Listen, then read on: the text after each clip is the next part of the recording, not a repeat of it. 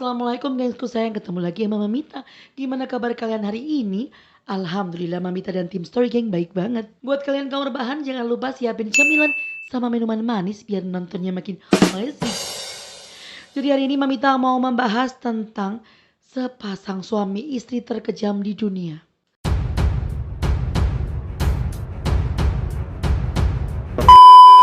Yang salah satunya dinobatkan kepada pasangan Turpin asal Texas.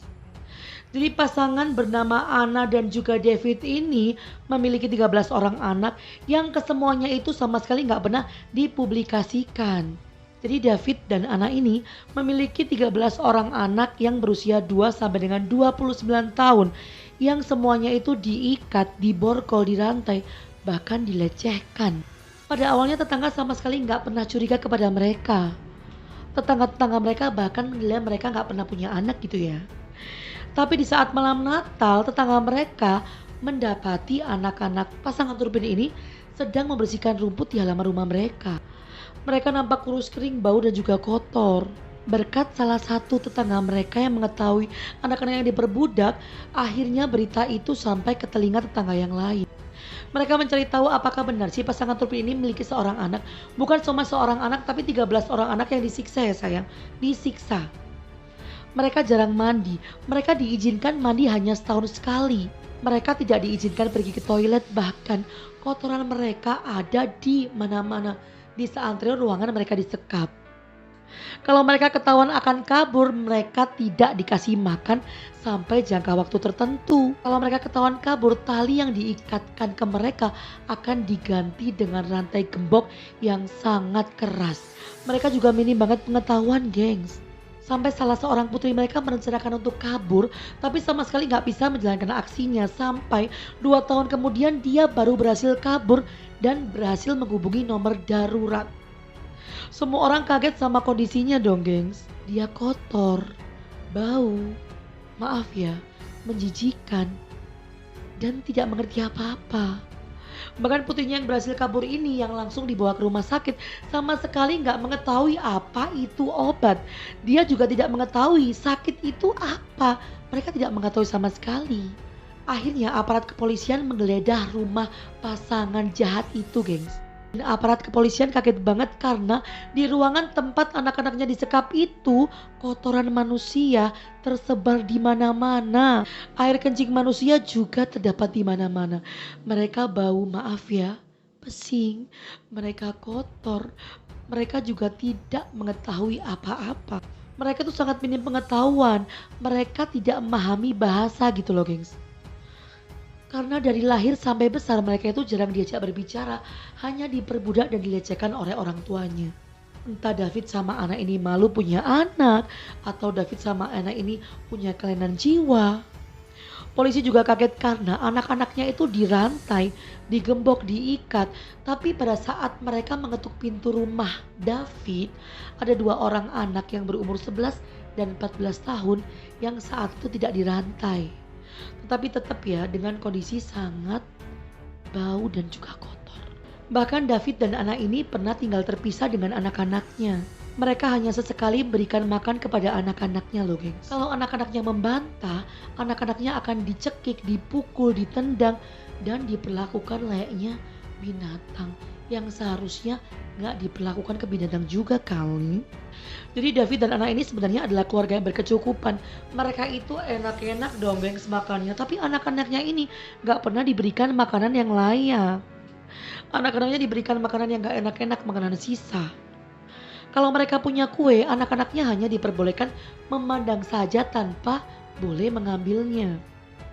Saat itu ada seorang tetangga yang mengetahui saat David dan anak ini membawa masuk sebuah apel dan juga kue labu ke dalam rumahnya. Tapi anak-anak yang saat itu mereka ingin makan, David dan anak tidak memperbolehkannya. Gak usah dimakan, ini punya ayah dan ibu. Gitu katanya gengs. Betapa menderitanya anak-anak itu. Padahal di luar sana orang yang gak punya anak aja mati-matian program ingin punya anak. Sampai melakukan program bayi tabung yang biayanya itu miliaran hanya karena ingin memiliki seorang anak gengs. Untuk mengurangi kecurigaan para tetangga, pasangan jahat ini hanya memperkerjakan anak-anaknya di malam hari. Jadi anak-anaknya ini diperbudak gengs, disuruh masak, disuruh nyapu, disuruh membersihkan pekarangan dan lain-lain. Pekerjaan ayah dan ibu dilimpahkan semua ke mereka. Selain menyiksa anak-anaknya, pasangan Turpin ini juga mencabuli anak-anaknya. Parah banget. Anak-anaknya nggak diajarin ngomong, anak-anaknya nggak diajak bicara, anak-anaknya nggak diberi makan layak, nggak diberi pakaian layak. Bahkan ruangan tempat anak-anaknya di lantai itu benar-benar sangat kotor. Tapi pasangan David dan Ana ini selalu menunjukkan gelagat yang baik di depan tetangganya. Sampai tetangganya nggak ada yang curiga awalnya. Tapi Tuhan kan maha baik. Tuhan akhirnya memberikan petunjuk lewat anak-anaknya sendiri. Bahkan anak mereka yang paling tua yang berumur 29 tahun saat itu beratnya hanya 38 gram setara dengan anak usia 7 tahun di sana. Polisi menggeledah rumahnya yang terletak di Jalan Buntu dan memang menemukan banyak bukti, tapi pasangan anak ini gak mengakui semua kesalahannya. Pasangan anak ini justru menyangkal dan mengatakan kalau anak-anaknya ini nakal dan gak bisa diatur. Padahal setelah dibawa ke rumah sakit, anak-anaknya itu banyak yang menderita gangguan saraf dan kekurangan gizi, gengs. Parah banget pasangan ini. Sampai anak-anak Turpin ini tidak tahu apa sih itu sakit, apa sih itu obat, apa sih itu kasih sayang, apa sih itu pacaran, mereka sama sekali nggak tahu. Jadi habis lahir digeletakin gitu aja di ruangan. Dan yang mereka tahu hanya di sekelilingnya aja. Akhirnya pasangan Turpin ini divonis hukuman seumur hidup. Dan tahu nggak, semua orang bahagia banget saat Turpin ini divonis hukuman seumur hidup. Mereka bebas mengantar makanan untuk anak-anak yang disiksa tadi. Mereka bebas memberi boneka. Bahkan banyak banget loh yang akhirnya memberikan mainan untuk mereka. Tapi mungkin mereka juga nggak tahu apa sih itu mainan. Dan saat ini ke-13 anak Turpin tinggal di 3 rumah asuh yang berbeda. Mereka saat ini sudah bahagia dan saling berkomunikasi. Mereka juga sudah berbicara lancar loh gengs. Alhamdulillah banget ya.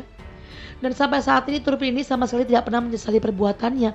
Dan mengatakan bahwa penyiksaan dan pencabulan terhadap anaknya ini bukanlah hal yang salah. Karena dia adalah anak-anaknya sendiri. Oh lagi wong gangguan jiwa jenengi. Mereka juga sudah lancar berkomunikasi lewat Skype. Akhir yang bahagia untuk seorang anak, tapi menyedihkan juga akhirnya mereka tinggal tanpa kedua orang tuanya. Tapi ya orang tuanya memang orang tua yang jahat banget, terus gimana? Ya lebih baik memang seperti ini. Semoga ke-13 orang anak itu saling mengasihi sepanjang hayat mereka ya gengs.